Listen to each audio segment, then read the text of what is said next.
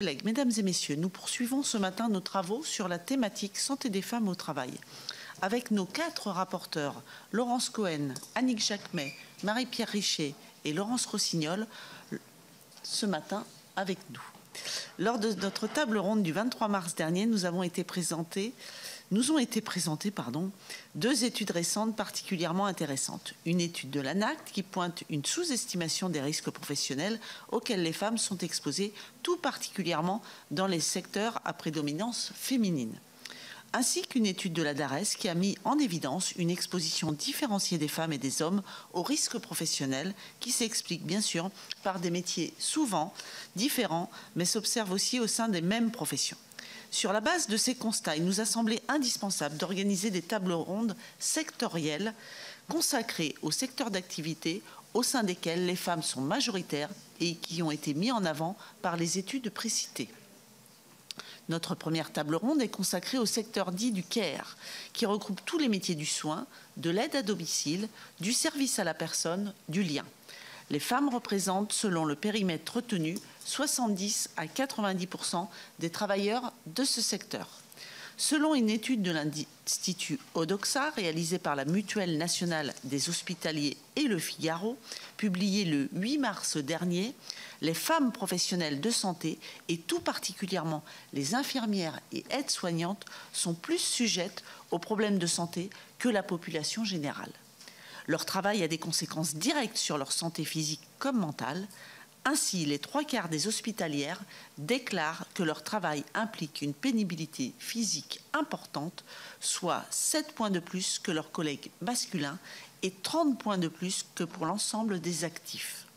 80% d'entre elles déclarent que leur travail génère un stress très important, soit 30 points de plus que le reste des actifs en emploi.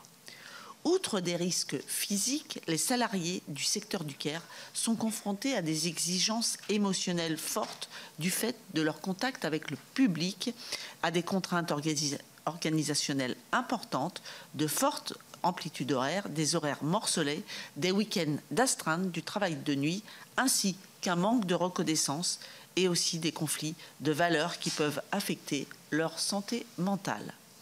Tous ces risques physiques et psychiques exigent des mesures de prévention adaptées qui ne semblent pas pleinement définies ni mises en œuvre aujourd'hui, et ce sera un point central de nos échanges de ce matin, dans l'optique de formuler évidemment des préconisations opérationnelles. Pour approfondir ces différents sujets, nous accueillons, outre les rapporteurs, Robin Mort, directeur des affaires publiques de la Mutuelle nationale des hospitaliers, qui est à l'origine de la récente étude Odoxa sur les conditions de travail des femmes professionnelles de santé que j'ai précédemment citée. Catherine Cornibert, directrice générale de l'association Soins aux professionnels de santé, qui est avec nous en visioconférence. Bonjour madame. Nathalie Cagneux, chargée de mission à la CFDT, ancienne membre du CESE et rapporteure de l'avis du CESE intitulé « Le travail à domicile auprès des personnes vulnérables des métiers du lien ». Elle va nous rejoindre, j'imagine, dans quelques instants. Elle est probablement bloquée à la sécurité du Sénat. Et Béatrice Barthes, avec nous ce matin également, maître de conférence en ergonomie, experte et rapporteur de l'ANSES, auteur de travaux sur les temps de travail atypiques et notamment le travail de nuit, fréquent dans les hôpitaux et les EHPAD, et dont on connaît désormais l'impact sur le risque de développer un cancer du sein par exemple. Ce cancer a d'ailleurs été très récemment reconnu comme maladie professionnelle dans le cas d'une infirmière qui avait travaillé de nuit à l'hôpital durant 28 années. Bienvenue à toutes et tous. Donc, je laisse sans plus tarder la parole à Robin Mort pour la MNH qui pourra approfondir pour nous les résultats de l'étude menée auprès des professionnels de santé sur leurs conditions de travail et sur l'incidence de ces conditions sur leur état de santé. À vous, monsieur. Alors, merci Madame la Présidente. Donc, Madame la Présidente, Mesdames les rapporteurs, Mesdames, très heureux d'être parmi vous aujourd'hui. Merci pour cette invitation et pour l'attention que vous avez pu porter à notre étude, mais plus globalement pour l'attention que vous allez porter à la santé des femmes du care. Enfin, vous l'avez dit Madame la Présidente en introduction, elle représente entre 70 et 90% des personnels qui prennent soin des Françaises et des Français au quotidien. et qui mécaniquement, à travers leur implication dans le service public de santé, participent à la cohésion nationale et à un sujet qui est un sujet de préoccupation majeure de nos concitoyens, qui est l'accès à la santé. Et donc on sait très bien, des études le prouvent, et on y reviendra, que des professionnels de santé en bonne santé prennent mieux en charge leurs patients, l'inverse étant exact également. Il est intéressant de s'intéresser à leur état de santé. Alors, enfin, je vais rentrer un peu directement dans le vif du sujet. Vous avez déjà planté le décor. Oui, l'état de santé des femmes qui travaillent dans le secteur de la santé, ou plus largement dans le secteur du care, est préoccupant. Voire très préoccupant. Je pense que préoccupant est encore un euphémisme quand on regarde les indicateurs qu'on peut ressortir des différentes études dont on va être amené à parler. Alors moi, je vais axer mes propos sur une population en particulier, qui est celle des hospitalières, parce que la mutuelle que je représente protège les agents du service public hospitalier, et donc mécaniquement, on a une visibilité particulière sur cette population-là, et donc mon propos ne traitera pas d'autres populations comme les aides à domicile, où là, pour le coup, je n'ai pas de données à vous partager, et donc ça mériterait peut-être d'être creusé avec des acteurs complémentaires. Alors, pour nous, vous l'avez rappelé, hein, la santé au travail, vous avez rappelé l'étude de l'ANACT et l'étude de la DARES. L'hôpital, en réalité, c'est un miroir grossissant de la société sur les difficultés de santé que peuvent rencontrer les femmes au travail. Et sur, vous l'avez dit, la sous-évaluation, ou en tout cas le manque de considération qu'il peut y avoir aux risques spécifiques auxquels elles peuvent être exposées dans le cadre de leur exercice professionnel. Au-delà de ça, si on note des différences dans les études qu'on mène sur l'état de santé entre les femmes hospitalières et les femmes actives en général, il faut bien prendre en considération qu'on a aussi des inégalités de santé au sein même de la population féminine à l'hôpital. La réalité de la santé d'une médecin n'est pas la même que la réalité d'une femme qui est aide-soignante, ce n'est pas la même que la réalité d'une femme qui est infirmière, qui est agent de service hospitalier, ou qui est agent administratif. Et donc c'est avec cette complexité-là qu'il va falloir regarder les choses. Et on va voir que si des études scientifiques traitent du sujet de la santé des médecins, et même si c'est encore parcellaire à ce stade, la santé de certaines professions comme les aides-soignants, comme les agents de service hospitalier, sont à peu près complètement inexplorées par la recherche scientifique, et donc manquent totalement de données objectivées sur leur état de santé. On y reviendra. Alors, vous avez cité l'observatoire qu'on a été amené à publier avec l'Institut Odoxa et le Figaro. Bon, je vais revenir sur quelques enseignements clés, hein. Déjà 2 enseignements généraux qui concernent à la fois les hospitalières et les hospitaliers. Quand on interroge la population hospitalière sur leur appréhension de leur propre santé, avec le biais que peut représenter un sondage, mais en tout cas c'est une interrogation qu'on leur a adressée, un quart des hospitaliers se déclarent être en mauvaise santé. Et quand on les met en miroir avec la population active, c'est 2 fois plus que la population active. Quand on commence à un panel représentatif d'actifs de nous dire dans quel état de santé ils se trouvent, ils sont que 13% à nous dire qu'ils se sentent en mauvaise santé, contre 25%, enfin 24% pour les hospitaliers. Et quand on interroge des populations plus spécifiques, on voit que le risque augmente. La population aide-soignante nous déclare être à 1/3 en mauvaise santé, donc c'est au-delà de la moyenne des hospitaliers. Donc vous voyez, plus on descend, je parlais tout à l'heure des inégalités socio-professionnelles qu'on va pouvoir retrouver à l'hôpital, on le retrouve dans les données quand on explore des questions plus spécifiquement avec certaines populations. Ils sont plus de 70% à nous dire que leur métier est fatigant, c'est 25% de plus que la moyenne générale. Et là encore, quand on regarde les différentes professions et qu'on interroge la population, encore une fois, aide-soignante, on n'est plus à 70% qui nous disent que leur métier est fatigant, on approche les 90%. Et donc on voit bien que là, on a une réalité qui est différente et diverse en fonction de la population interrogée. Alors si on fait un zoom sur les hospitalières, et qu'on les met en regard des actifs en général, puisque c'est le sujet qui nous préoccupe aujourd'hui, vous l'avez dit, 73% des hospitalières qu'on a interrogées déclarent que leur travail a un impact négatif sur leur état de santé. C'est 36 points de plus que les actives en emploi en général. Elles sont 82% à nous dire qu'elles sont victimes ou ont été victimes d'incivilité, d'agressivité et de violence au travail. C'est 2 fois plus que les actives en emploi en général. Donc on a vraiment des indicateurs très clairs sur le sujet. Et quand on les interroge sur est-ce que l'impact de votre travail sur votre santé vous amène à réfléchir sur votre parcours professionnel, elles sont 60% à nous dire qu'elles ont envisagé de quitter leur travail à cause de l'impact que ça a sur leur santé. Et quand on voit la réalité de la composition démographique des professions de santé composées très majoritairement d'effectifs féminins, et qu'on voit qu'on est à des proportions telles qu'elles sont plus de la moitié à envisager de quitter leur métier à cause de l'impact qu'il a sur leur santé, on a des interrogations à avoir. Quand on compare, c'est 20% de plus avec les actifs en emploi en général, toute population confondue. Alors, moi, je ne vais pas faire une longue litanie de chiffres, mais je tiens à votre disposition tous les chiffres de l'Observatoire et les analyses qu'on peut être amené à faire sur les différentes questions qu'on a pu être amené à poser. Je vous les adresserai si vous le souhaitez a posteriori de notre réunion. Nous, on a essayé de regarder, finalement, c'est intéressant des sondages, mais ça présente un certain nombre de biais. On a essayé de creuser un petit peu ce que la littérature scientifique pouvait nous dire sur l'état de santé de cette population-là, en partant du principe que si elle déclarait être en mauvaise santé, il était possible qu'on retrouve dans la littérature scientifique des éléments qui corroboraient les constats qu'on était amené à faire via des sondages. Alors là, on a été un peu étonné, enfin même grandement étonné. Donc, on a missionné notre fondation d'entreprise pour mener ces études bibliographiques, et en réalité, il n'y a quasiment aucune étude sur la population professionnelle de santé qui existe. Il y a quelques études à l'international qui commencent à dater un petit peu, que sur la population féminine à proprement parler, la santé des femmes de santé. On a quelques études, notamment une étude à Taïwan sur la question du cancer des médecins. On a eu une étude américaine sur la surexposition au burn-out. On a quelques publications, mais en réalité, rien de bien étayé quand on compare à d'autres populations exposées à des risques particuliers.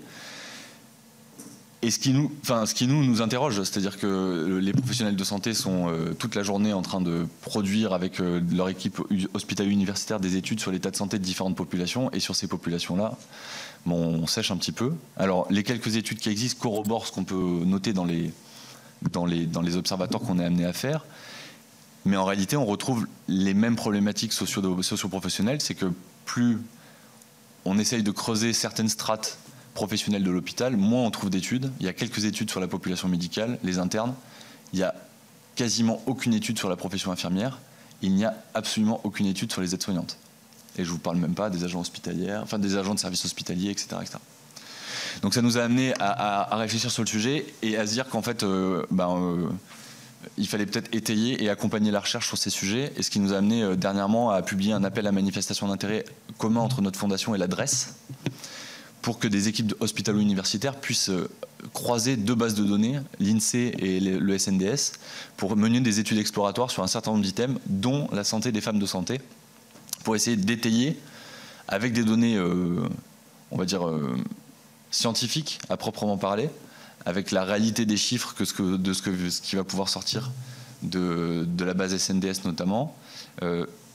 On va essayer de sortir un petit peu, est-ce que les constats qu'on est amené à faire dans les sondages et dans les quelques études qui peuvent être publiées, soit spécifiquement sur quelques professions de santé, soit sur la population générale, sont cohérentes avec ce qu'on peut constater vis-à-vis d'une population spécifique qui est celle des professions de santé. Et là encore, si jamais ces revues bibliographiques vous intéressent, on peut les mettre à votre disposition. Elles ont déjà été rendues publiques et on peut vous les adresser si vous le souhaitez, pour avoir un peu un état des lieux sur quelques items, la dictologie, la santé mentale ou encore la santé des femmes de santé, les résultats des quelques études qu'on a pu être amenés à constater.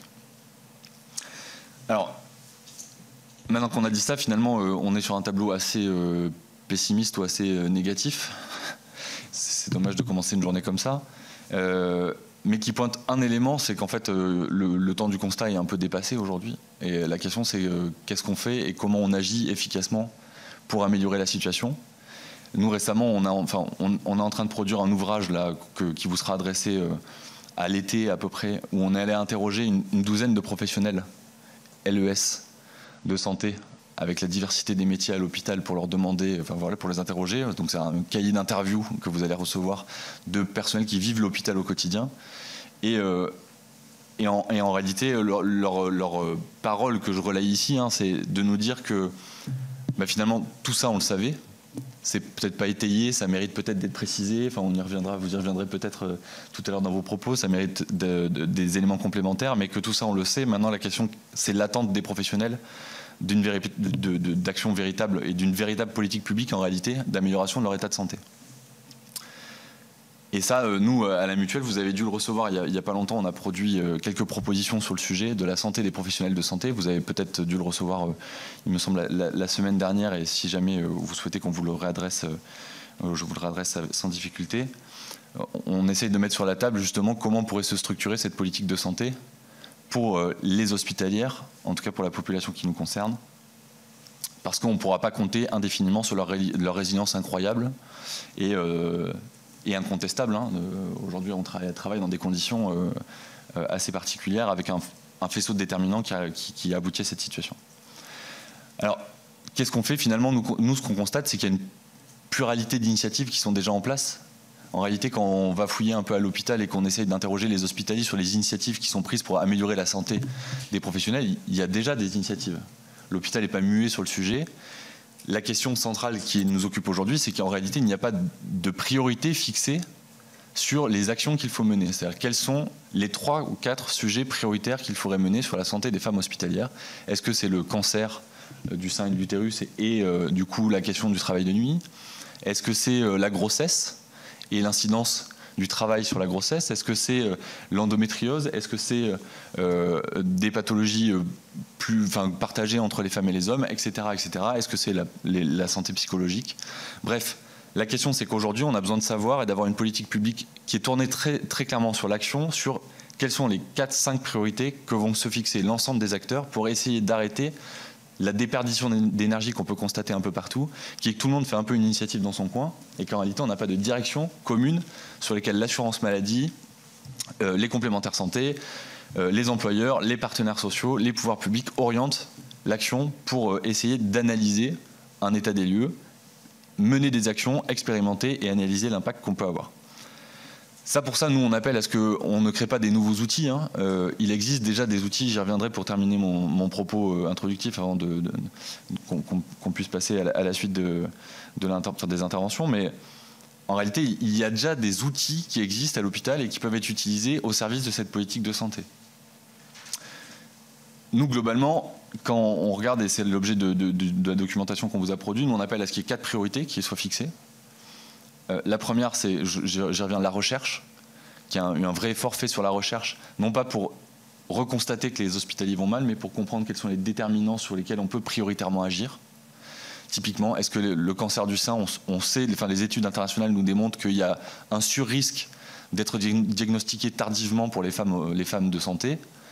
Est-ce que c'est corroboré par de la recherche qui nous indique que oui, les femmes de santé sous-consomment les politiques de prévention de l'assurance maladie en matière de dépistage du cancer du sein à partir de 50 ans? Si oui, comment on fait pour que tous les acteurs adressent des éléments sur le sujet? Donc ça, c'est le premier élément, c'est la recherche. Le deuxième, vous en avez parlé, le virage préventif. Je pense qu'il faut aller plus loin que la LFSS telle qu'elle a été définie pour 2023. Elle enclenche le virage préventif. Il faut aller plus loin à travers une vraie politique de prévention et des dispositifs qui facilitent la prévention au travail. Et ça, on a un vrai sujet de complémentarité, assurance maladie et complémentaire santé sur le sujet. On a un troisième sujet qui est, et je vais y revenir sur la santé des hospitalières à proprement parler, et la quatrième priorité pour nous qui est commune aux hospitalières et aux hospitaliers, qui est leur santé psychologique.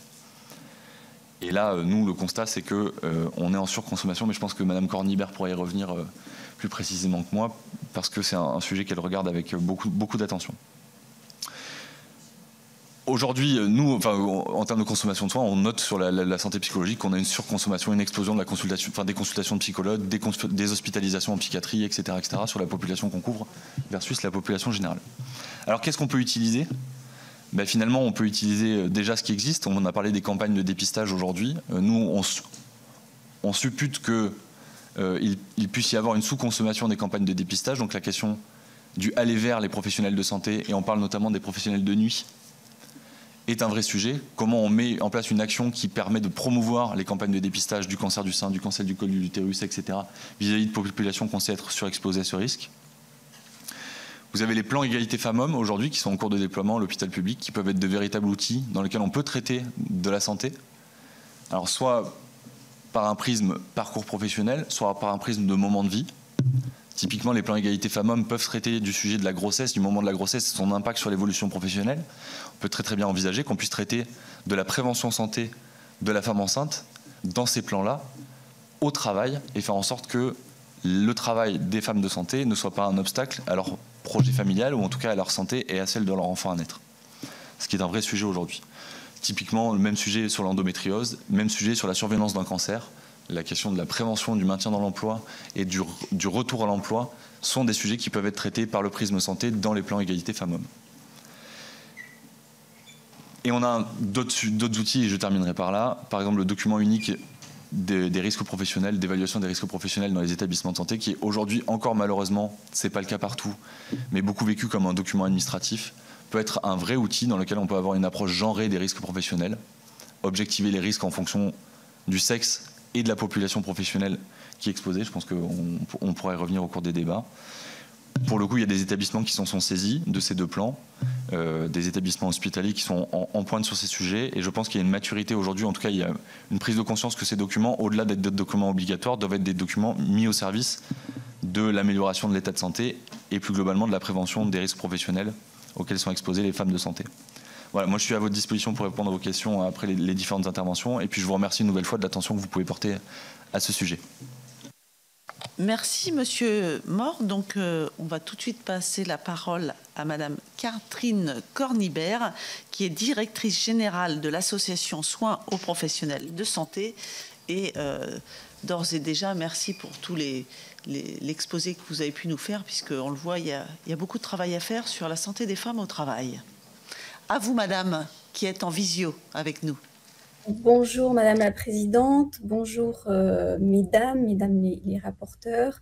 Désolée de ne pas être parmi vous, mais en tout cas le cœur y est. Comme étant une femme également de santé, j'avais été élue femme de santé 2021. Donc, ô combien le sujet est pour moi très important au regard également du poste que j'occupe, puisque je suis directrice générale de l'association SPS, Soins professionnels de la santé, et j'ai cofondé avec d'autres acteurs de santé cette association qui est une association loi 1901 à but non lucratif, reconnue d'intérêt général en 2015.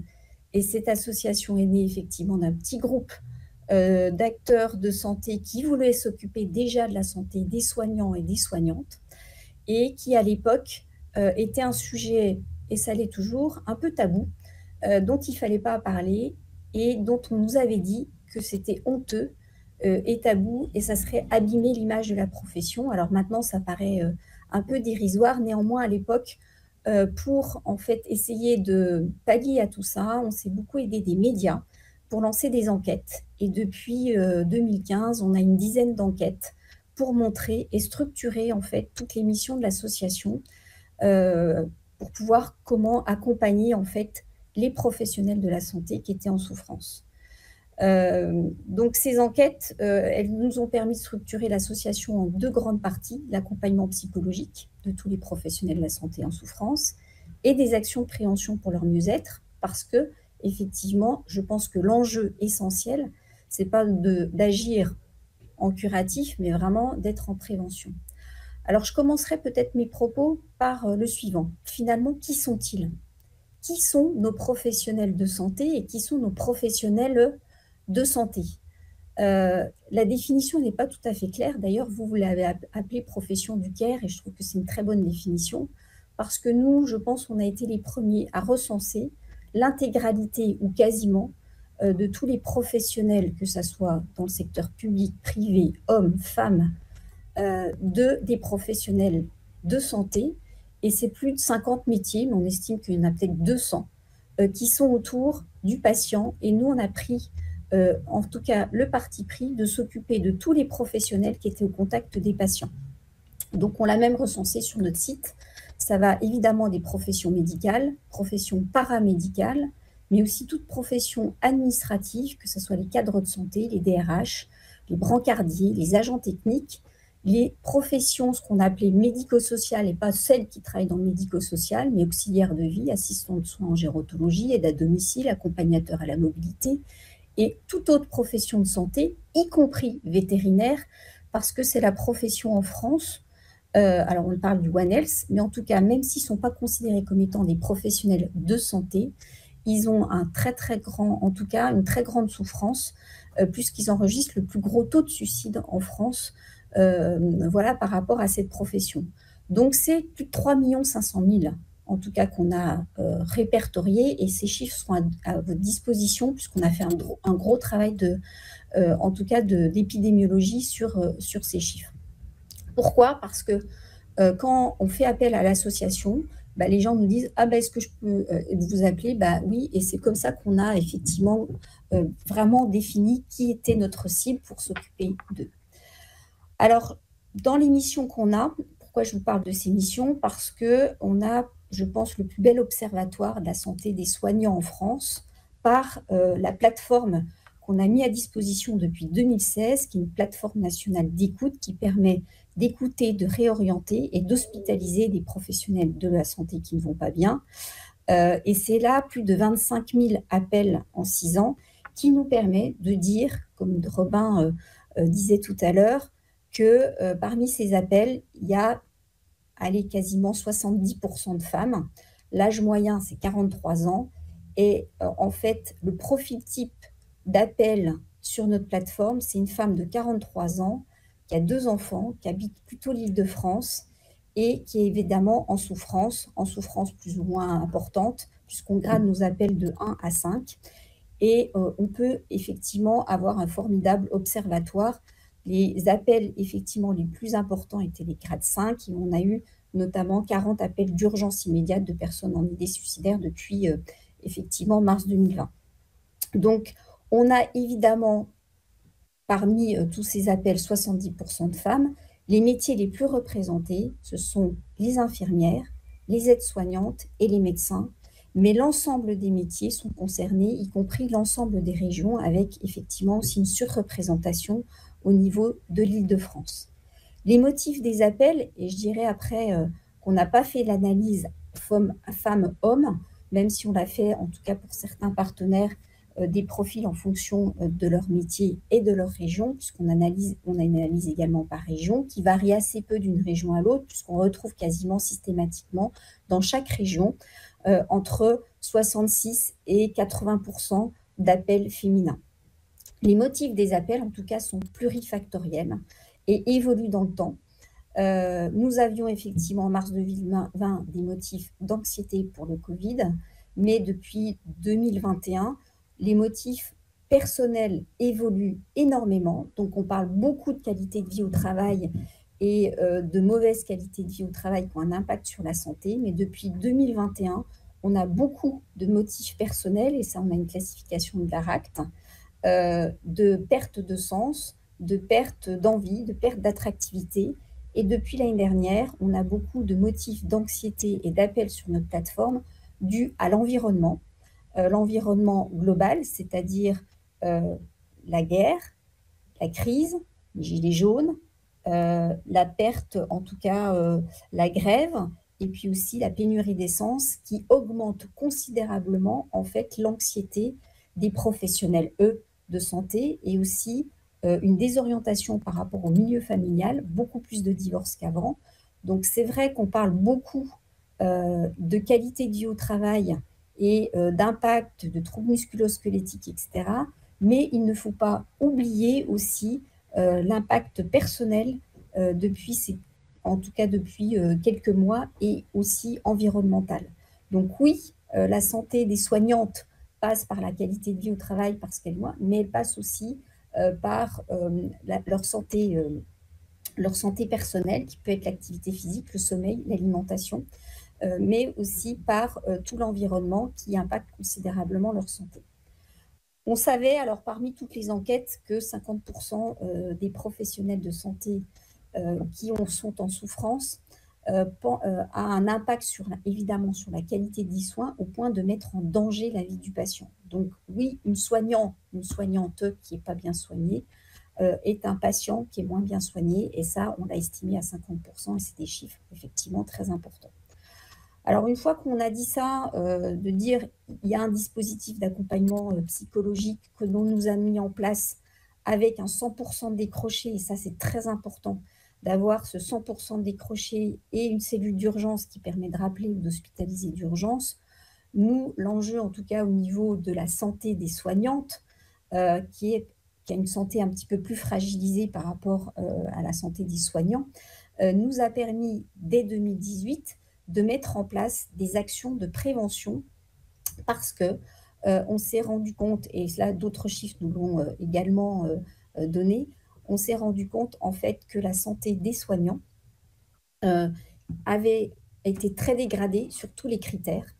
Activité physique, activité, alimentation, sommeil, addiction, voire même à la vaccination. Et ça, c'est une étude qu'on avait menée d'ailleurs avec la MNH fin 2018 qui montrait que la santé était dégradée sur tous les critères. Et évidemment, on peut estimer avec 80% de soignantes et de professionnels de santé en France que les femmes sont très impactées à tous les niveaux. Je ne reviendrai pas sur ce sujet, mais évidemment, c'est cancer du sein, troubles musculo-squelettiques, accident de travail, mais il y a les risques psychosociaux très importants comme le burn-out, la violence, l'épuisement émotionnel. Et je n'oublierai pas, parce que souvent on l'oublie quand même, les tentatives de suicide pour les femmes, y compris les femmes de santé, puisque en France, de façon globale, il y a 200 000 tentatives de suicide, et que les femmes sont beaucoup plus impactées sur les tentatives de suicide, avec une prévalence de 2 fois plus importante que les hommes, alors que le suicide en eux-mêmes impacte plus les hommes que les femmes.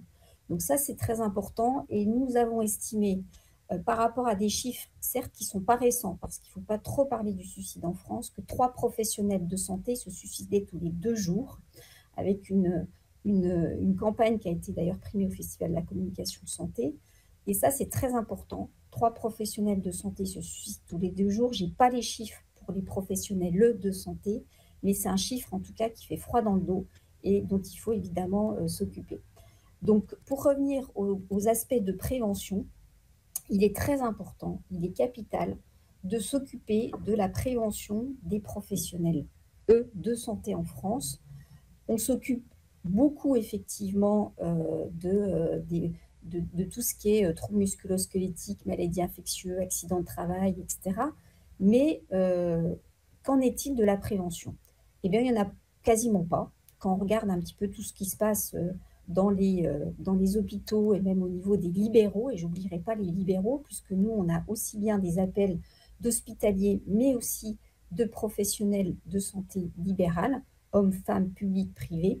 Il n'y en a quasiment pas. Et les études qu'on avait faites en 2020 ont montré en fait que leur principale ressource des professionnels de santé n'était pas dans l'approche thérapeutique, n'était pas dans l'approche psy, mais à plus de 70%, il y a 3 études qui nous montraient ça, à la fin du Covid, que ce soit au niveau libéral ou même hospitalière, au niveau des infirmières, des préparatrices en officine et des hospitalières, ont montré que leurs ressources, c'était dans tout ce qui était approche non médicamenteuse, qui maintenant sont en tout cas, qui a une société savante qui s'appelle l'ENPIS, qui ont prouvé scientifiquement qu'un certain nombre d'approches non médicamenteuses, interventions non médicamenteuses, et je ne parle pas là de médecine complémentaire, avaient un fort impact sur les ressources des soignants. C'est pourquoi, et ça c'est des initiatives, et je l'ai vu dans le questionnaire, qu'est-ce qui existe en France en termes d'initiatives de prévention? En tout cas, au niveau de l'association, on en a donné beaucoup, puisqu'on a organisé dès 2019 des journées de prévention déclinées dans les hôpitaux et les structures de santé autour de 4 thématiques: la gestion du stress, le management et la communication, tout ce qui était mode de vie, alimentation et prévoyance et droits. Ces 4 thématiques sont issues d'enquêtes pour répondre à des besoins d'amélioration de la santé des soignants, de la prévention de leur santé. Et c'est plus de 50 ateliers qui ont été mis en œuvre effectivement par l'association pour répondre à son besoin, avec plus de 90% de taux de satisfaction. Donc je pense que l'enjeu, il est vraiment là. Comment ressourcer les professionnels de santé? Comment prévenir en fait leur santé?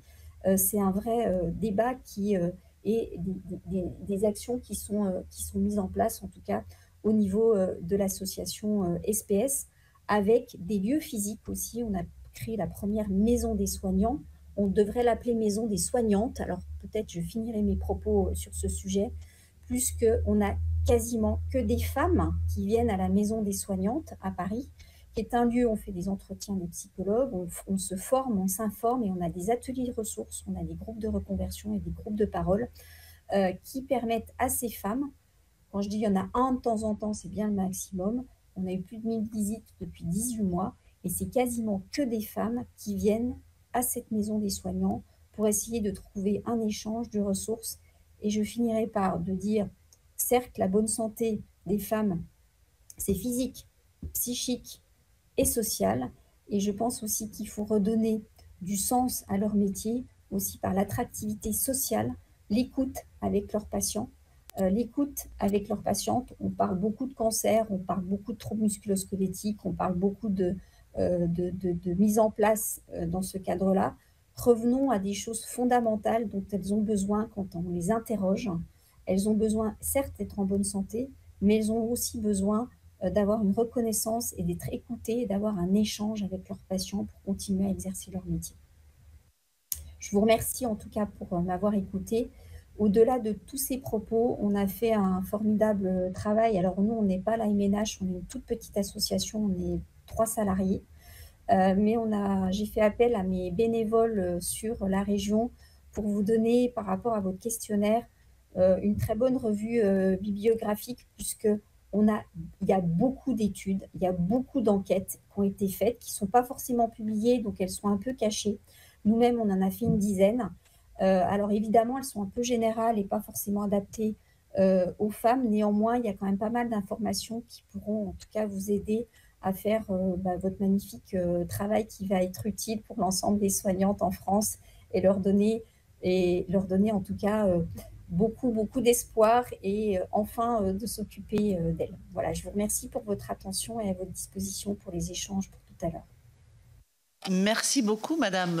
C'est vrai que cela vient compléter utilement le propos de Monsieur Maure et je pense que votre intervention fera forcément réagir les rapporteurs qui sont avec nous ce matin, Laurence Rossignol, Marie-Pierre Richer et Annick Jacquemet. Je vais tout de suite passer la parole à Béatrice Barthes, qui est maître de conférences en ergonomie et experte pour l'ANSES. À vous, Madame. Merci Madame la Présidente, Mesdames les rapporteurs, Mesdames, Monsieur. Je vous remercie de votre invitation. Alors la demande qui m'est faite aujourd'hui est de présenter des recherches sur les temps de travail atypiques, notamment sur le travail de nuit. Pourquoi? Parce que ces temps de travail atypiques ne sont pas anodins, ils ne sont pas sans risque sur la santé, parce qu'ils sont fréquents, voire habituels dans les métiers du care, notamment du soin, et parce que ce secteur est fortement féminisé. Donc c'est donc par cette porte d'entrée, celle des horaires, que je vais aborder la santé des femmes dans les métiers féminisés lors de cette table ronde. La santé, mais également le travail qu'elles font dans les services et qui leur permet de préserver leur santé. Je précise que le point de vue adopté dans mon propos liminaire se place d'une part dans le cadre d'une expertise collective menée à l'ANSES, l'Agence nationale de sécurité sanitaire, entre 2012 et 2016, avec 17 autres experts, dont Florence Chaper, que vous avez accueillie il y a quelques semaines, je crois, ici, au sujet des risques sanitaires liés au travail de nuit. D'autre part, le point de vue adopté dans ce propos liminaire se place également dans le cadre de mes activités de chercheuse en ergonomie. C'est-à-dire, en fait, dans le cadre de recherche-action que je mène dans les situations de travail, en contexte, avec des analyses ciblées, qualitatives, qui visent à repérer et à comprendre les réalités du travail et ses exigences, et ce, donc, dans le secteur du care, depuis le début de ma carrière, notamment dans le secteur hospitalier. Alors, tout d'abord, le travail de nuit des femmes, le poids des horaires sur la santé. Peut-être quelques définitions. Définir d'abord ce que sont les horaires atypiques. Donc, ce sont des horaires, en fait, qui renvoient à une multitude de réalités, qui passent par le travail tôt le matin, tard le soir, la nuit, mais également par le travail du samedi, du dimanche, par le travail, les longues journées de travail, plus de 11 heures, plus de 12 heures, ce qui arrive souvent. Les 2-12 dans le secteur hospitalier ont beaucoup de succès, mais également les horaires imprévisibles. Donc un ensemble de réalités en fait sont englobées par ce terme très général. Autre définition, c'est du travail de nuit, qui est donc une des formes de temps de travail atypique. Il est défini donc dans le Code du travail comme tout travail accompli entre 21h et 6h du matin. Cette période légale du travail peut être remplacée par une autre période négociée et définie par accord collectif de branche étendu ou par accord d'entreprise, ce qui est souvent le cas, incluant obligatoirement la plage comprise entre minuit et 5h du matin. Alors les données, donc les données à disposition concernant le travail en horaire atypique. Alors j'ai cherché les études en fait qui alliaient horaire atypique femmes et secteur du soin. Juste rappeler peut-être une étude que vous devez connaître de la DARES uniquement sur le travail de nuit, qui a été publiée il y a quelques temps mais qui me semble intéressante en 2014, qui montre en fait sur des données de 2012 que 15% des salariés travaillaient la nuit en 2012, donc ça fait à peu près 3,5 millions de personnes. Cette étude de la DARES montre que le travail de nuit se cumule avec d'autres formes d'horaires atypiques, des horaires alternants, des horaires variables d'une semaine sur l'autre, du travail du soir, du travail de fin de semaine. Et cette étude montre également que les métiers du care, du soin, font partie des 5 familles professionnelles comptant le plus de travailleurs de nuit. Ils identifient en fait les conducteurs de véhicules en premier, les policiers et les militaires, puis viennent ensuite les infirmières et les aides-soignantes, voilà, au niveau des personnes les plus concernées par ces horaires particuliers. Plus récemment, une autre étude de la DARES, qui a été publiée donc en 2022, sur des données 2017-2019, analyse les temps de travail par métier. Et elle nous apprend donc que parmi les infirmières et les sages-femmes, 22% d'entre elles travaillent la nuit. Elles travaillent également le samedi et le dimanche, je ne présente pas les chiffres peut-être dans le détail. Et parmi les aides-soignantes, 15% également travaillent la nuit, sachant que bien sûr, vous l'avez dit, hein, la large majorité, 91% d'entre elles, sont des femmes. Alors la question du travail de nuit et des liens avec la santé a été abordée dans la littérature scientifique depuis assez longtemps. On a des travaux depuis un certain temps qui nous montrent qu'en effet le travail de nuit a des effets sur la santé. Pourquoi? Parce que travailler la nuit perturbe l'alternance veille-sommeil et désynchronise nos rythmes biologiques, notamment ce qu'on appelle les rythmes circadiens, c'est-à-dire les rythmes qui ont une période sur une journée de 24 heures. Ces rythmes-là, ils sont contrôlés par une horloge interne au cœur de notre cerveau qui règle toutes les grandes fonctions de notre organisme et qui chaque jour en fait est remise à l'heure. Elle est remise à l'heure, cette horloge, d'une part par l'alternance de la lumière et de l'obscurité, du jour et de la nuit, et elle est remise à l'heure également par des repères temporels de la vie sociale. Les heures d'ouverture des crèches, des écoles, des commerces, les heures du repas, etc. Or, la situation de travail de nuit provoque un conflit en fait entre ces différentes temporalités, puisqu'elle oblige les travailleuses, en l'occurrence de nuit, à dormir pendant leur journée biologique et inversement à être actives pendant leur nuit biologique. Et c'est cette désynchronisation biologique des rythmes associée à une dette chronique de sommeil due au travail de nuit qui provoque des effets sur la santé. Alors les conclusions de l'expertise collective de l'ANSES dont je vous parlais mettent en évidence des effets avec différents niveaux de preuve. Je vais passer assez vite. Un niveau de preuve avéré, qui est le plus haut niveau en fait, qui montre que le travail de nuit a des effets sur la somnolence, sur les troubles du sommeil et sur le syndrome métabolique. Des effets probables sur la santé psychique, vous parliez d'anxiété, de dépression, de burn-out, sur les performances cognitives, sur l'obésité, la prise de poids, le diabète et les maladies coronariennes, et des effets possibles sur l'augmentation des lipides dans le sang, l'hypertension artérielle et les accidents vasculaires cérébraux. Ça ne fait pas rêver. Alors, considérant le cancer, puisque c'était un peu la demande, l'expertise conclut à un effet probable du travail de nuit sur le risque de cancer. Et plus particulièrement, du coup, je voulais vous présenter une étude qui a eu lieu qui est plus récente que le rapport ANSES, qui a été publié en 2018, qui a été mené par Pascal Guénel, spécialiste de ces questions-là, qui d'ailleurs faisait partie du groupe de l'ANSES, et qui apporte cette étude de nouvelles informations sur l'association entre travail de nuit et risque de cancer du sein. Donc cette étude, en fait, réanalyse 5 études qui ont été menées en Australie, au Canada, en Allemagne, en Espagne et en France, qui permettent de retracer l'exposition au travail de nuit de 13 000 femmes, la moitié d'entre elles ayant eu un cancer du sein, l'autre moitié étant saine, en bonne santé. Les analyses qui ont été menées à partir de cette grande base de données montrent, premièrement, que le travail de nuit augmente de 26% le risque d'avoir un cancer du sein. Second élément important, cette étude montre que le risque augmente chez les femmes qui ont travaillé plus de 2 nuits par semaine pendant plus de 10 ans. Précisons que le CIRC, le Centre international de la recherche contre le cancer, qui est une agence de l'OMS, qui avait déjà classé en 2007 le travail posté avec nuit comme agent probablement cancérogène, a conclu en 2019, sur la base d'indications limitées, que le travail de nuit posté non seulement était un facteur de risque du cancer du sein, mais également de celui du cancer de la prostate et du cancer colorectal. Alors concernant le cancer du sein et la question de la reconnaissance, vous en parliez, en effet, vous l'avez rappelé, début février 2023, une infirmière habitant en Moselle qui a travaillé à l'hôpital durant 28 ans a obtenu la reconnaissance de son cancer du sein comme maladie professionnelle. C'est une décision inédite.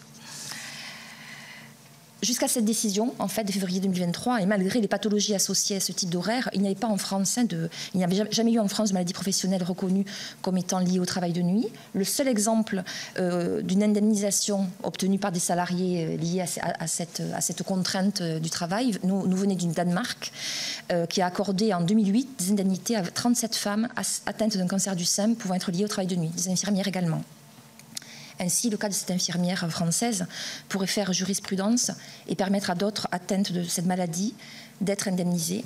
Les enjeux sont colossaux pour les victimes et pour les employeurs. Alors maintenant, je vais faire un zoom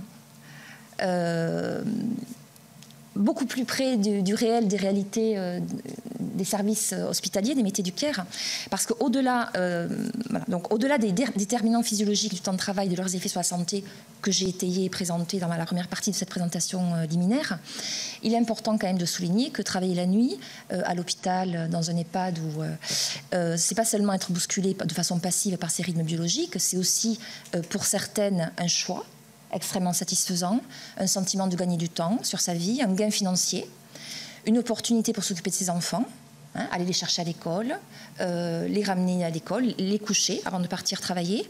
Et aussi, c'est l'opportunité de travailler dans un environnement qui est plus calme, d'apprendre. Et de toute façon, dans ces métiers-là, du care, la question des horaires est une contrainte connue et acceptée dès la formation.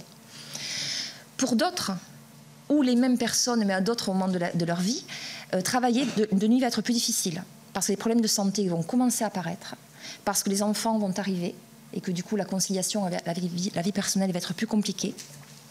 Dans tous les cas, pour tenir l'équilibre entre ces différentes dimensions, les salariés, les personnels soignants vont mettre activement en place dans le réel du travail et dans le réel du hors-travail ce qu'on appelle des processus de régulation qui visent à minimiser les impacts des horaires sur la santé. Et donc c'est ce que je vais un petit peu illustrer, s'il me reste un petit peu de temps. Voilà, avec mon regard d'ergonome et les analyses de terrain que je mène dans les services hospitaliers, voilà, je vais vous présenter quelques résultats qui montrent que le travail qui est mis en œuvre dans le réel peut être bien différent du prescrit, parce qu'adapté à la fois à l'état fonctionnel, à l'état dans lequel sont les personnes lorsqu'elles travaillent, la nuit, le matin, tôt le matin ou tard le soir, et adapté bien sûr aux exigences de leur travail et donc à la préservation de la santé du soigné. Alors, premier type de stratégie identifiée dans l'activité de travail, c'est une stratégie qui vise à anticiper et à se réserver des marges de manœuvre pour faire face au mieux aux aléas.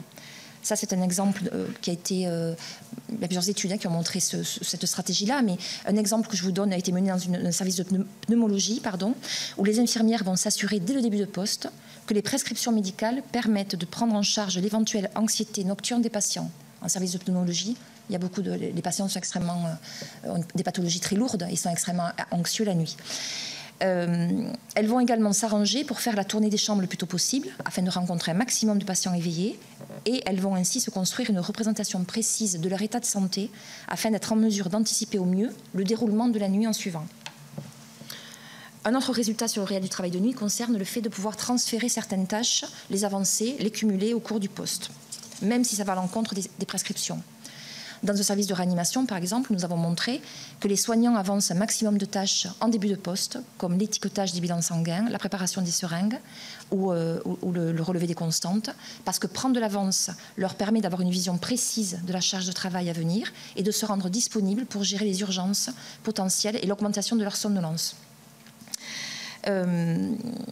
Je reviens sur l'idée que ces stratégies fines que l'on met en visibilité, ce sont des façons de travailler qui leur permettent de préserver leur santé, de mieux soigner les patients et donc de préserver leur santé. C'est le lien que vous avez fait également dans votre intervention.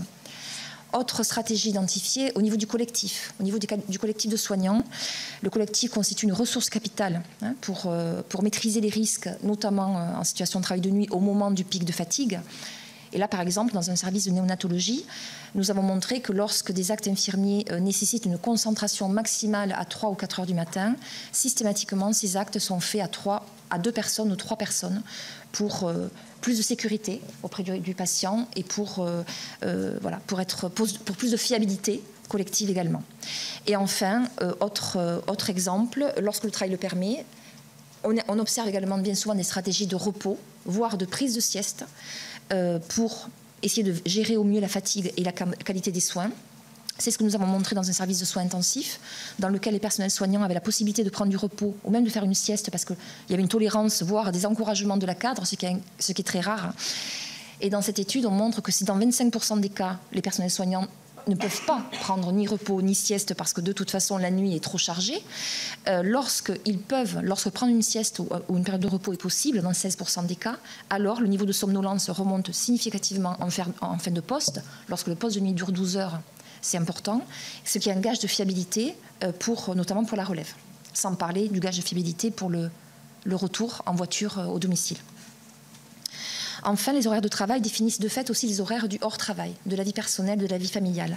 Et les études montrent que ces activités de conciliation mises en place pour gérer le travail et le hors-travail sont différentes selon le genre, avec des difficultés majeures pour les femmes. Alors, il existe des travaux dans la littérature depuis longtemps sur le sujet. Ils ont identifié des stratégies particulières, notamment auprès de personnes qui travaillent en 3-8 et en nuit. Ces stratégies se manifestent d'une part par à la maison. Vous parliez de la vie personnelle, de la vie familiale et de ce qui se passe à la maison. Je pense qu'en effet, c'est très important. Des stratégies qui se manifestent par une organisation individuelle très rigide autour de la prise de repas et de la prise de sieste.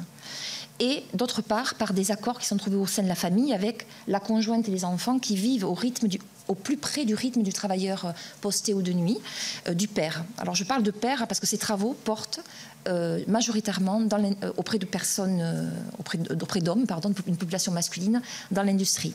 Lorsque l'individu qui travaille en horaire atypique ou de nuit est une femme, alors on n'observe pas du tout les mêmes stratégies de conciliation pour les raisons qui sont liées aux stéréotypes et aux rôles sociaux induits par le genre. On observe deux types de stratégies. Des stratégies de choix d'horaires particuliers pour être en mesure de s'occuper des enfants en journée ou en semaine. C'est ce que je disais tout à l'heure.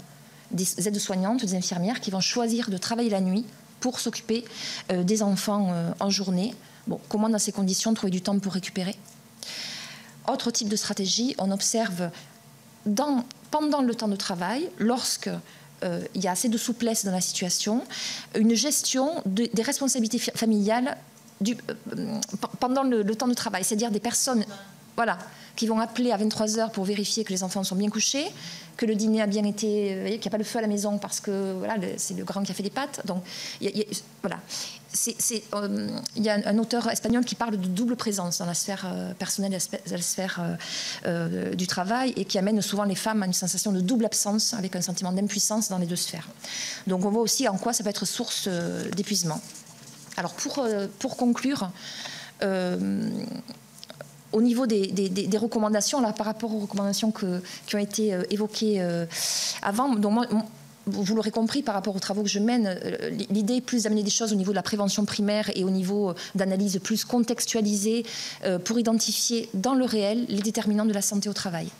Parce qu'on se rend compte en fait que, par exemple, même avec des mêmes horaires de travail, même dans les mêmes services hospitaliers, dans les réalités, on n'a pas les mêmes choses qui se jouent. Donc l'idée, en fait, pour conclure, c'est de faire des études, de poursuivre les études, et c'est ce qu'on a aussi poussé au niveau de l'ANSES, pour rendre visibles ces analyses et ces stratégies que les soignants et les soignantes surtout mettent en place pour maintenir cet équilibre. Et à partir de là, moi je propose, en tout cas je vous présente différents niveaux d'action qui peuvent être investigués conjointement, me semble-t-il. Le premier, c'est le travail sur la modification du système horaire. Alors bien sûr, dans le secteur du care, supprimer le travail de nuit, c'est pas possible. Ceci étant, on a quand même... il y a beaucoup on peut mener des réflexions sur trouver un système horaire qui minimise la désynchronisation circadienne, qui favorise la récupération de la dette de sommeil et qui permette de concilier au mieux la vie perso et la vie professionnelle. Le succès de 2-12 en secteur hospitalier vient de là en fait.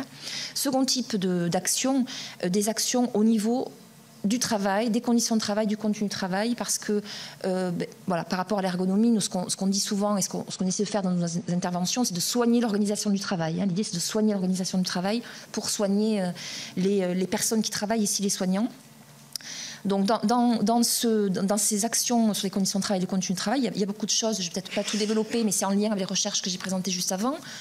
Des choses autour de l'anticipation, de l'augmentation des marges de manœuvre, la question de pouvoir anticiper des périodes de repos, l'importance de soutenir le travail collectif. Quand on voit que dans les équipes de nuit, on vide les équipes de nuit.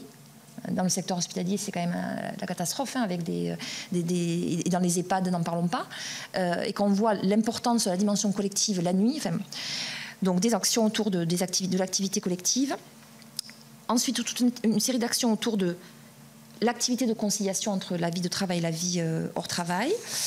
Et enfin, juste peut-être développer un petit peu plus une action, mais je n'en ai pas trop parlé, une action au niveau des parcours professionnels. Il me semble essentiel. Travailler sur les parcours professionnels et sur la gestion des ressources humaines, parce que maîtriser le risque lié aux horaires atypiques, c'est aussi l'envisager sur l'ensemble de la carrière professionnelle, afin d'éviter de maintenir les salariés dans ce type d'horaire de trop longues années. Dans un contexte d'allongement des carrières dans le cadre de la réforme des retraites, ce dernier levier me semble essentiel. Voilà, je vous remercie de votre attention. Eh bien, merci beaucoup à tous les trois pour ces interventions qui nous éclairent déjà un peu plus sur le déficit de prévention, sur ce qui a été mis en place au niveau de la maison des soignants, qui nous paraît très intéressant forcément. On aura peut-être besoin d'avoir des informations un peu plus précises sur cette maison des soignants et sur finalement son organisation, son articulation au sein de la structure globale.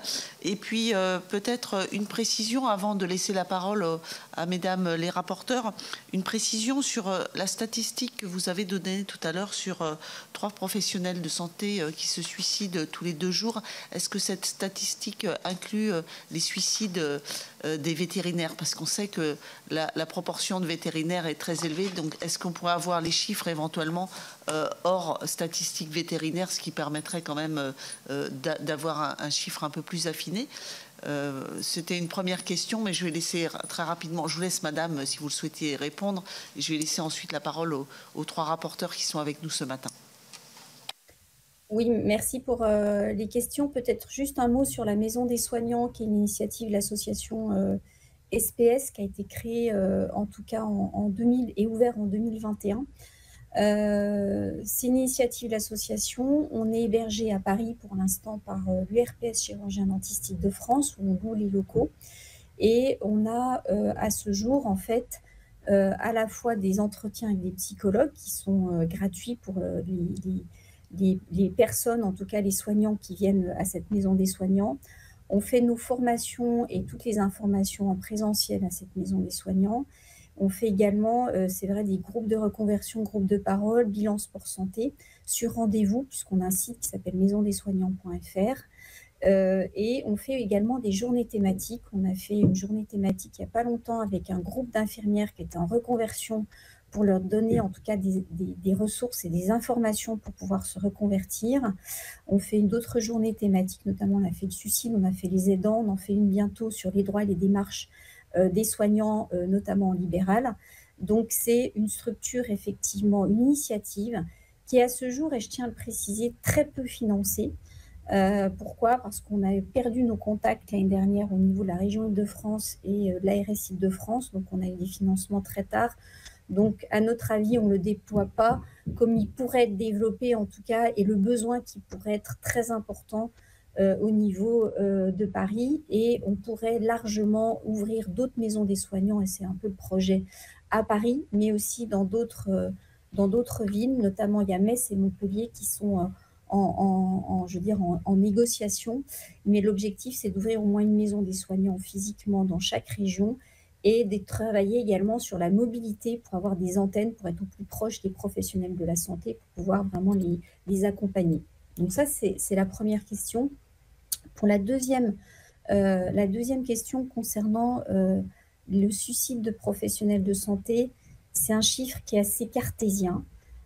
Pourquoi? Parce qu'on a énormément de chiffres, du mal d'avoir déjà des chiffres sur le suicide en France. Les derniers chiffres officiels datent de 2017. Et effectivement, le ministère de la Santé travaille sur une grosse campagne de prévention du suicide. Il est temps, puisque nos autres pays européens ont des chiffres beaucoup plus récents qui datent de 2021. Et avec ça, on est 3 points au-dessus de la moyenne européenne dans la prévention de suicide, puisqu'on a un taux de prévalence à 14 pour 100 000 habitants, alors que dans les autres pays européens, c'est plutôt 11 pour 100 000 habitants, ce qui est énorme. Et effectivement, il faut vraiment s'en occuper. Alors, vous avez effectivement parlé des vétérinaires où le taux de suicide est entre 2 à 4 fois plus important que la population générale. C'est une étude de l'Ordre des vétérinaires qui a eu lieu en juin dernier. Je n'ai pas le chiffre hors vétérinaire. Vous comprendrez pourquoi, parce qu'en fait, nous, on a fait une règle assez simple. On a pris 3,5 millions professionnels de santé en France et on a fait une règle de 3 par rapport à la population française au-dessus de 15 ans. Donc, c'est un minimum parce que dans ce chiffre-là, on ne tient pas compte de la prévalence, effectivement, qui est supérieure, mais assez hétérogène entre les différentes professions de santé. On sait par exemple que les médecins, il y a plusieurs enquêtes qui nous montrent que c'est 2 fois plus que la population générale, mais les autres, on ne sait pas. On ne sait pas, autant c'est bien spécifié sur les policiers, et d'ailleurs notre plateforme est également celle des policiers, hein, c'est la petite parenthèse, mais au niveau des professionnels de santé, hors vétérinaire, j'aurais beaucoup de mal à vous le dire, mais en tout cas les 3 professionnels de la santé qui suscitent tous les 2 jours un chiffre sous-estimé, effectivement ça fait froid dans le dos, et évidemment dans ce chiffre on ne parle pas que des médecins ou des soignants ou des paramédicaux, on prend l'ensemble des patients du CARE. Et c'est vrai que c'est un chiffre qui est rapporté à 3,5 millions en France. Voilà, ça, je vous donnerai également le calcul hein, qu'on a fait pour vous montrer effectivement que ce chiffre est aussi également sous-estimé. Merci beaucoup, madame. Je vais désormais passer pour un échange avec vous laisser la parole au rapporteur avec tout d'abord notre collègue Marie-Pierre Richer. Merci, Présidente. Je rebondis, Madame, sur votre intervention concernant les maisons des soignants. Pour vous dire qu'il en existe aussi en centre, dans la région centre Val-de-Loire et notamment dans le département du Cher. Ça a été développé, c'est rattaché au centre hospitalier Georges Sand, qui est un centre hospitalier psychiatrique. Et ça a été développé également par une association. Et je tiens à dire que c'est développé avec des fonds privés, parce que moi, je regrette qu'au niveau au niveau du ministère, on ne s'empare pas plus de ces maisons des soignants et que ce sont des initiatives associatives avec des fondations d'entreprises qui s'y intéressent. Et pour l'avoir visité et avoir vu ça de près, je sais que les soignantes ont eu du mal à y aller parce que c'était considéré, et je mets plein de guillemets, hein, comme une faiblesse, mais ensuite elles se sont emparées de cette maison et c'est aussi un moment d'échange qu'elles ne trouvent plus au quotidien tellement les rythmes sont intenses. Donc c'est pour ça que je voulais rebondir sur les maisons des soignants. Monsieur, tout à l'heure, vous avez... Faire une petite parenthèse par rapport à la maison des soignants, à votre concept. Nous, c'est un concept qui est en dehors d'une structure de santé. Parce que j'ai besoin d'arriver dans quelque chose qui est un peu anonyme et confidentiel. Et tout le concept des maisons des soignants qui est initié par l'association SPS, c'est en dehors de structures de santé pour vraiment aussi échanger avec d'autres professionnels de santé. Donc, voilà, mais je trouve que c'est très, très complémentaire, évidemment. Oui, enfin moi je trouve que c'est une bonne initiative qu'elle soit accolée ou un peu éloignée parce qu'on sent que ça répond quand même à un besoin. Monsieur, je voudrais rebondir, j'ai noté concernant les campagnes de dépistage et notamment des cancers, tout à l'heure vous avez parlé que les soignantes mettaient plus de temps à aller vers le dépistage. Donc ma question, elle est, est-ce que c'est le travail de nuit, et je n'en doute pas puisque ça a été reconnu, mais quelle est la proportion du travail de nuit, par exemple dans le cancer du sein, par rapport au dépistage qui serait tardif? Donc ça, c'était une première... je déroule mes questions. Ensuite, vous avez évoqué l'enquête qui a été faite par votre organisme. Je voudrais savoir si vous avez une analyse plus fine en fonction de la taille des établissements.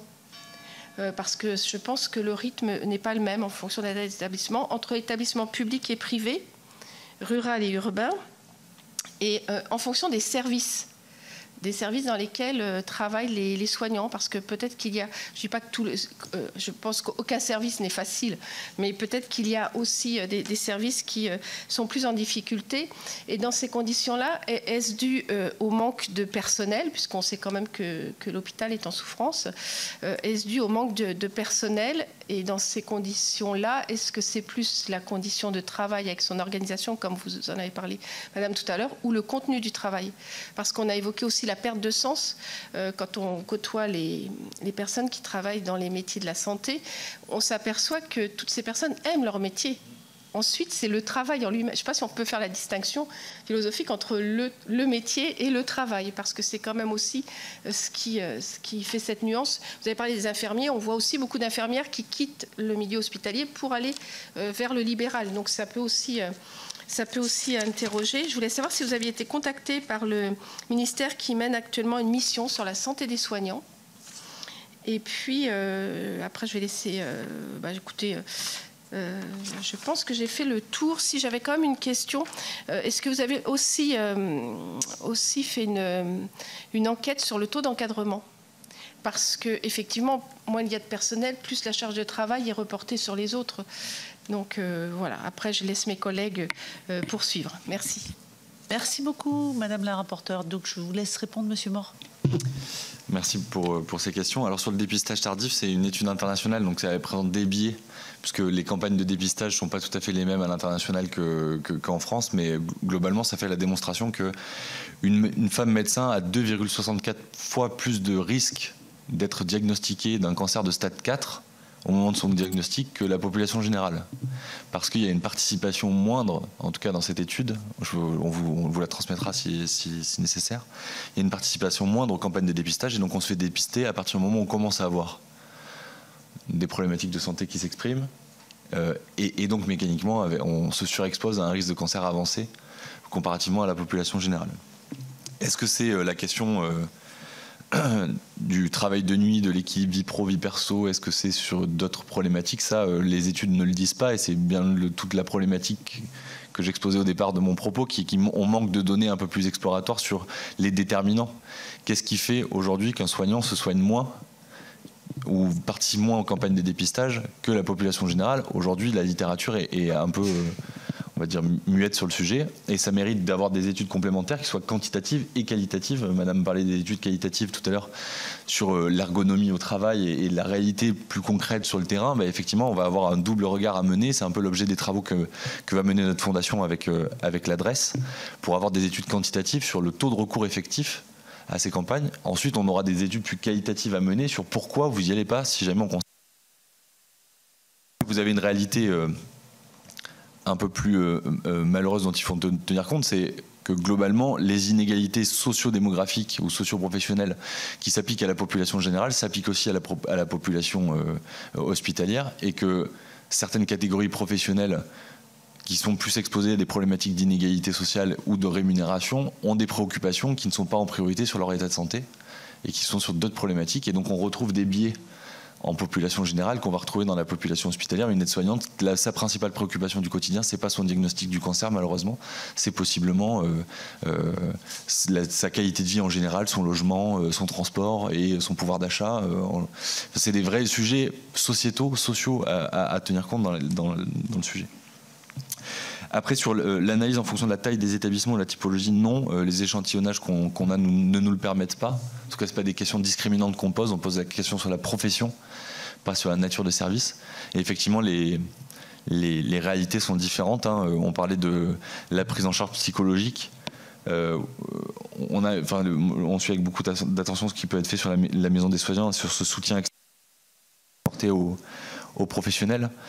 La réalité du soutien psychologique qui est apporté aux professionnels, c'est pas la même en psychiatrie, où vous avez une culture de la prévention psychologique des professionnels qui est beaucoup plus importante que dans d'autres services. Pardon ? Voilà, exactement. Il y a une culture de la supervision collective ou individuelle qui est beaucoup plus prégnante, parce qu'on sait que l'activité a un impact très fort sur la psychologie. Et donc il y a une diversité, une pluralité dont il faut tenir compte, mais nos études ne nous permettent pas aujourd'hui. Sur la question du manque de personnel, c'est un peu le serpent qui se mord la queue en réalité. Aujourd'hui, cette question elle est centrale. C'est-à-dire que moins vous avez de personnel, plus vous faites peser de la charge sur ce qui reste, plus vous créez de l'impact du coup mécaniquement sur l'état de santé, plus vous rendez les carrières inattractives, et donc moins vous attirez de monde, et on est un peu dans le cercle infernal qui fait qu'aujourd'hui, qui de l'œuf ou de la poule a généré le problème, ça on ne saura pas. Mais en tout cas, il y a un vrai sujet aujourd'hui démographique, et c'est pas que sur la population médicale. c'est sur toutes les professions, avec un vrai sujet de re-rendre, je ne sais plus qui en parlait tout à l'heure, la question du sens, mais remettre aussi un peu de positif dans la façon dont on traite la question hospitalière et la question des métiers du soin. Parce qu'aujourd'hui, c'est vrai que parler à un jeune du soin quand... dans tous les reportages à la télévision, dans les médias qu'il peut consulter, sur Internet, on ne parle que du marasme à l'hôpital et que de la situation catastrophique, bien qu'il faille en tenir compte. Le propos, c'est pas de dire qu'il faut le nier, mais on ne rend absolument pas ces métiers attractifs, ou en tout cas, on participe à leur inattractivité. Et donc il y a un vrai sujet de campagne de promotion de ces métiers-là, parce qu'on ne rendra pas les carrières attractives qu'en ouvrant des places. Il faut aussi qu'il y ait des jeunes pour remplir. On voit des promotions, par exemple, en pharmacie aujourd'hui, qui sont incomplètes. Des promotions infirmières où vous avez 30% de déperdition entre le moment où vous rentrez dans l'école et le moment où vous en sortez, et que ça interroge quand même sur l'attractivité des métiers. Enfin, sur la mission santé des soignants, oui, on a été interrogé, on fait partie du tour de table sur ce sujet, comme beaucoup d'organisations, et je pense que c'était le propos initial que je tenais, c'est on a besoin aujourd'hui que la pluralité des initiatives qui sont prises par les acteurs associatifs, privés, non lucratifs, publics, etc., soient coordonnées par une vraie politique publique qui donne des priorités, des axes prioritaires, et qui mette tout le monde, j'ai envie de dire, dans une dynamique de même sens. Qu'on ne soit pas sur des initiatives. Typiquement, Catherine en parlait tout à l'heure sur le soutien psychologique. Aujourd'hui, il y a un besoin qui est criant.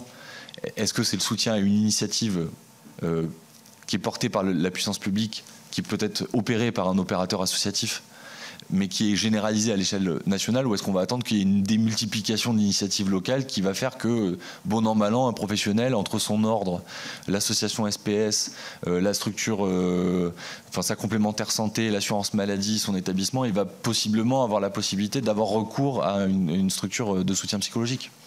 Donc c'est les axes prioritaires qu'il va falloir définir pour mettre en œuvre et en coordonner tout le monde. Et sur les enquêtes sur le taux d'encadrement, non.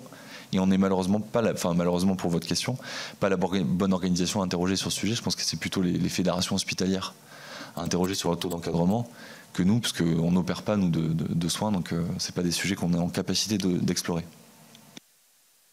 Merci beaucoup. Donc, je vais passer la parole à Annick Jacquemet, rapporteure, et peut-être Laurence Rossignol, toutes les deux, si vous pouvez noter les questions, puisqu'on a une deuxième table ronde après. Non, alors juste Annick Jacquemet, et puis on passe... Merci Madame la Présidente. Eh bien, merci déjà tous les trois pour vos exposés. Donc, je prendrai mes questions dans l'ordre des intervenants. Monsieur Maure, vous nous avez parlé qu'il y avait un nombre conséquent de personnel hospitalier qui avaient envisagé de changer de travail. Est-ce que vous avez le pourcentage de ceux qui l'ont fait? Et pourquoi les autres ne l'ont-ils pas fait? Est-ce que finalement c'est parce qu'ils aiment leur métier? C'est un problème de financement, de courage, un manque d'accompagnement? Voilà, est-ce que vous pouvez nous préciser ça? Et vous avez parlé effectivement des incivilités auxquelles ils sont confrontés avec un pourcentage très nettement supérieur aux autres salariés. Est-ce que les autres salariés, vous englobez tous les métiers, ou est-ce que vous avez fait la distinction avec les salariés qui sont au contact du public? Parce que quand on est seul dans un bureau, on a moins de risques. Voilà, est-ce qu'ils sont intégrés dans ces statistiques? Et est-ce qu'à votre connaissance, puisqu'on a beaucoup parlé du dépistage, qui est beaucoup moins bien fait pour les personnels de santé, est-ce qu'il y a des propositions de dépistage qui sont faites en interne, puisque finalement... j'allais dire, ça peut être facilité, et c'est d'autant plus surprenant que finalement ils sont en contact avec les malades, donc ils voient pour beaucoup les conséquences d'un non-dépistage et d'une prise en charge tardive de ces maladies. Madame Cornubert, je vous remercie d'avoir parlé des vétérinaires, parce que ça a été ma profession toute ma vie, et effectivement je confirme que dans nos métiers il y a énormément de suicides, mais qui s'explique aussi parce qu'on a tous les produits à domicile, donc un vétérinaire qui a envie de se suicider à la facilité technique et matérielle, j'allais dire. Mais effectivement, oui, c'est très connu dans notre profession que c'est une des problématiques. Alors, vous avez parlé de la moyenne d'âge dans la plateforme d'écoute des 43 ans. Est-ce que vous pouvez nous préciser? Est-ce que vous avez analysé pourquoi c'est autour de cet âge-là, ou c'est cette moyenne-là qui ressort? Et on a parlé, monsieur, vous avez parlé tout à l'heure de la poule et de l'œuf. Je poserai la même question entre la vie personnelle et la vie professionnelle. Parce que ce mal-être dont vous avez parlé, hein, en énumérant tout le contexte environnemental, aussi bien la guerre, la crise, les gilets jaunes, l'essence, et puis la perte d'envie, l'anxiété due à l'environnement. Finalement, est-ce que qui influence sur l'autre? Est-ce que c'est la vie perso qui influence sur la vie professionnelle, ou est-ce que c'est la vie professionnelle qui influence sur la vie perso, ou est-ce que c'est un mix des deux? Enfin, est-ce qu'on a pu identifier, voilà, quelle est l'origine? Et puis, Madame Barthes, vous avez pas mal parlé du travail atypique. Notre organisation du travail fait qu'il faut des personnes qui travaillent le jour, la nuit, pour beaucoup, hein, pour les continuités de soins, etc. Est-ce que vous avez des préconisations à faire? Est-ce que c'est une question de durée, hein? Vous avez parlé de 10 ans par rapport à l'impact sur le cancer du sein. Alors, est-ce qu'on a des chiffres qui pourraient orienter, pas plus de X années, pas plus de X jours, pas plus... enfin, voilà. Merci. Merci. Et donc, une dernière question avec la rapporteure Laurence Rossignol. D'abord, je voulais présenter mes excuses à nos intervenants d'être arrivés autant en retard. Et franchement, la seule bonne raison que j'ai à donner, c'est que d'habitude, c'est 8h30. Et que j'ai pas regardé, j'ai pas observé que cette fois-ci c'était 8 heures par une espèce de reproduction mécanique de mon emploi du temps du jeudi matin. Voilà. Donc je risque de faire deux remarques. D'abord sur les soignants, enfin sur les problèmes de personnel. Juste pour vous dire que le Sénat a voté il y a peu de temps une proposition de loi sur les ratios patients-soignants. Voté à l'unanimité cette proposition de loi, et qu'on avait à ce moment-là, dans les travaux préparatoires à l'adoption de la proposition de loi, bien identifié tous les mécanismes d'éviction et de fuite des hôpitaux qui concernaient l'ensemble des personnels soignants et hospitaliers, et qu'on déplore que cette proposition de loi ne soit pas inscrite à l'ordre du jour de l'Assemblée nationale comme ça devrait l'être, parce qu'on peut toujours se poser la question effectivement sur la poule et l'œuf, mais on aurait quand même déjà un début de réponse si on donnait aux soignants un cadre de travail qui soit un travail sécurisant sur les années à venir. Puis après on pourrait se poser la question de l'œuf. Il faut bien commencer par quelque chose, et commencer par un bon ratio patient-soignant permettrait déjà d'y voir beaucoup plus clair. Ça, c'était la première remarque que je voulais faire. La deuxième, concerne les suicides, mais peut-être, comme j'arrive en retard, j'ai raté la réponse à la question, et j'en suis désolée si c'est le cas. Sur le taux de suicide chez les soignants, toutes professions confondues, est-ce que vous avez donné la statistique genrée? C'est-à-dire, est-ce qu'il y a une prévalence des suicides chez les femmes par rapport aux hommes, tout en sachant, et par type d'activité, de profession, en sachant que certaines professions sont infiniment plus féminisées que les autres. Voilà. Et par ailleurs, merci Madame Barthes d'avoir insisté sur le fait que les femmes qui travaillent de nuit conservent totalement la charge mentale de la vie domestique, et que le travail de nuit, c'est la triple journée en fait. Voilà. Merci beaucoup. Donc, je vous laisse vous organiser en sachant qu'on a une autre audition derrière à 9h30. Donc, si vous pouvez être concis, mais n'hésitez pas à répondre aux questions également du questionnaire que vous aviez reçu. Si vous souhaitez nous adresser des mails complémentaires, ils seront les bienvenus. À vous, Madame Barthes. Est-ce que je peux... Oui, bien sûr. Merci. Par rapport à votre question, Madame Jacquemet, comment diminuer l'impact des horaires dans un cadre comme ça où il y a une continuité 24/24 des soins, justement les actions, en fait, en tout cas que je propose, sont des actions plus contextualisées, plus au niveau de la situation de travail, parce que on se rend compte que lorsqu'on accompagne les établissements, les services sur un changement d'horaire, et qu'ensuite, bien sûr, le changement d'horaire, c'est une porte d'entrée, en fait. Et qu'ensuite, on travaille la question de la coordination entre les médecins et les personnels soignants, qu'on travaille la question des flux patients, qu'on travaille la question du temps passé auprès du patient. Voilà, c'est des choses qui permettent aussi de reprendre un peu le pouvoir sur le travail et de préserver sa santé. Enfin, c'est vraiment des actions au niveau local, je pense, en tout cas, qui sont importantes à mettre en place. Ensuite, sur votre question sur le chiffre seuil en deçà duquel on n'aurait pas de cancer du sein, on ne l'a pas. On ne l'a pas. Par contre, il y a il n'y a pas d'études en effet qui montrent que si on fait que 2 ans, si on fait que 3 ans, on a moins de risques. En effet, la durée d'exposition augmente le risque de cancer et des autres pathologies. Par contre, il y a un consensus scientifique qui dit qu'en effet, 10 ans est un seuil maximal. Voilà, concernant le travail de nuit. Je ne sais pas si j'ai répondu à votre question. Merci. Merci. Est-ce que... Oui, Monsieur Mort. Catherine, non, Catherine, allez-y. Je ne vous vois pas, désolée si je coupe un petit peu la parole. Pour les 43 ans, c'est un chiffre moyen, effectivement, sur notre plateforme, c'est-à-dire qu'on leur demande leur âge en général quand ils veulent bien nous répondre. Néanmoins, ça correspond à un âge d'une femme qui a 2 enfants et souvent qui a plus de difficultés à s'organiser dans son travail et monoparentale. Donc, c'est un peu l'âge moyen d'une femme qui a des enfants et qui a leurs enfants, pas en bas âge, mais où il faut vraiment beaucoup s'occuper des devoirs, etc. Donc, il y a un risque d'anxiété et de burn-out qui est un peu plus important. Concernant votre question sur la vie perso et la vie professionnelle, en fait, on sait qu'une anxiété, que les motifs des appels sur notre plateforme, c'est multifactoriel. Souvent, on nous dit « Oh, j'ai mon chef qui m'a pas dit bonjour ce matin, j'ai pété un plomb », mais en fait, c'est l'accumulation de plusieurs couches, en tout cas issues de plusieurs facteurs. Par contre, ce qu'on sait, c'est que depuis 2 ans, les motifs personnels sont beaucoup plus importants et ont monté par rapport aux motifs professionnels.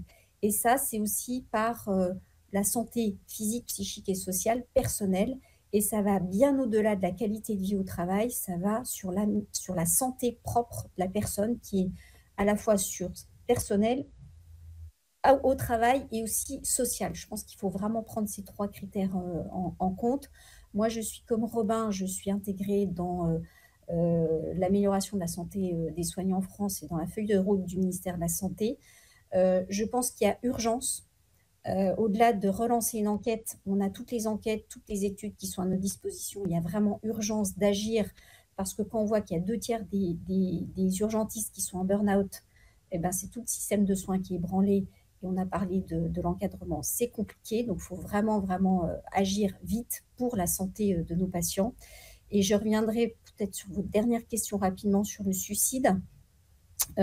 Oui, on a quelques chiffres chez les médecins, chez les vétérinaires, mais très peu en fait.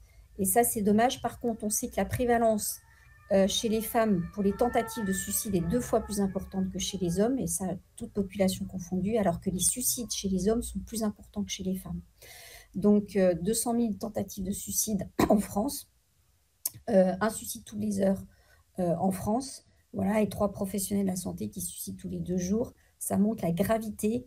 Et nous, on les a tous les jours. On a les familles derrière. C'est pour ça que j'en parle, parce qu'il y a urgence aussi à agir. Et il y a urgence d'en parler, pas seulement avec une ligne 3114 qui a 70% de taux décroché, mais avec des plateformes efficaces qui répondent et qui prennent en urgence ces personnes. En tout cas, nous, on agit vraiment au niveau des soignants et des soignantes sur ce sujet. Je vais essayer de faire très rapide vu la contrainte horaire. Sur la première question qui est celle du changement de carrière professionnelle, alors je ne vais pas pouvoir étayer plus que ça les propos. Je pense qu'il y a d'autres organisations qui seront plus à même de le faire, les ordres notamment, qui peuvent avoir une vision sur l'installation ou le parcours professionnel au sein de la profession, et puis Pôle emploi ou des organismes tels que Pôle emploi qui peuvent avoir une incidence sur quel est le changement de métier vers lequel se dirigent les professionnels. Nous, en tout cas, on sait qu'elles ont une volonté de changer. De là à combien on passe le pas, le taux de rotation des effectifs de la fonction publique hospitalière, je crois, est à peu près 8%, avec beaucoup de plus en plus de contractuels. Donc il y a un vrai sujet, mais je n'ai pas la donnée. Sur les incivilités, alors effectivement, on a pris un panel représentatif des actifs en emploi. Donc mécaniquement, dedans, il n'y a pas que des personnes qui sont concernées par l'exposition à du public. Il n'empêche qu'on n'a pas interrogé que sur les violences auxquelles on s'expose du fait du public. c'est les violences du fait du public, mais c'est aussi les violences au sein du travail. Et on sait que les violences que subissent les soignants ne sont pas uniquement que des violences issues des patients. Il y a aussi une violence inhérente au métier avec qui vous êtes, pour lequel vous êtes confronté au quotidien, à des difficultés sociales, à la mort, à la tristesse, à des émotions tristes et à des situations compliquées. Donc il y a un vrai sujet et donc cette violence, elle est au global. Sur les dépistages, je vous suis, effectivement, il y a une possibilité d'avoir recours en interne à du dépistage. La question, et c'est la même pour la santé psychologique qu'a soulevé Catherine tout à l'heure, est-ce qu'un soignant veut se faire diagnostiquer de son cancer par le praticien avec qui il y a des jeunes tous les jours au self?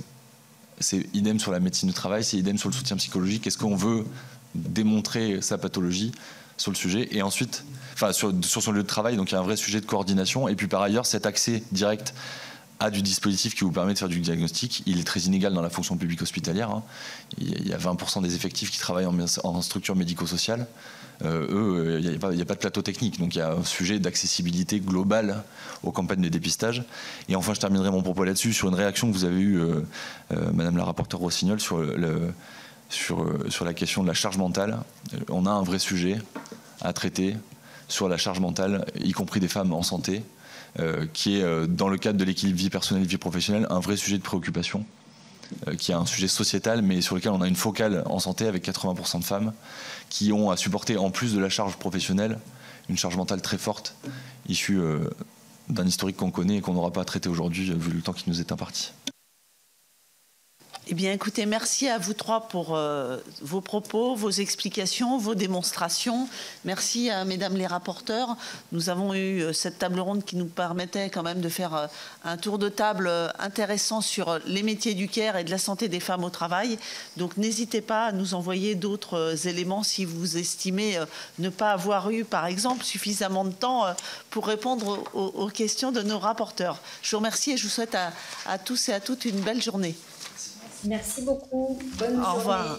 À bientôt. Au revoir.